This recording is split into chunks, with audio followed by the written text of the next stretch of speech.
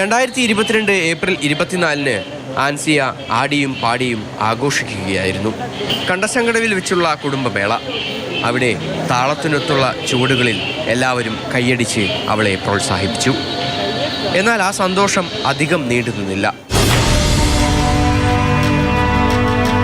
അതേ പരിപാടിയിൽ കഴിച്ച ഭക്ഷണത്തിൽ നിന്ന് ആ 3ാം ക്ലാസ്സുകാരിക്ക് ഭക്ഷ്യവിഷബാധയേറ്റു.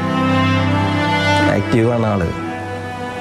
സ്കൂളിലും ഡാൻസും പരിപാടികളൊക്കെ ഉള്ള ആളാണ്. കഴിച്ചതിന് ശേഷം പുലർച്ചയ്ക്കാണ് അവൾക്ക് 2 പ്രാവശ്യം ഛർദ്ദിച്ചു. അവൾക്ക് ലൂസ് മോഷനായി. വണ്ടി ഉണ്ടായിരുന്നു. വണ്ടിയിൽ അപ്പോൾ തന്നെ കൊണ്ടുപോയി ഹോസ്പിറ്റലിലേക്ക്. ഹോസ്പിറ്റലിൽ എത്തുന്നതിന് മുമ്പ് അവള്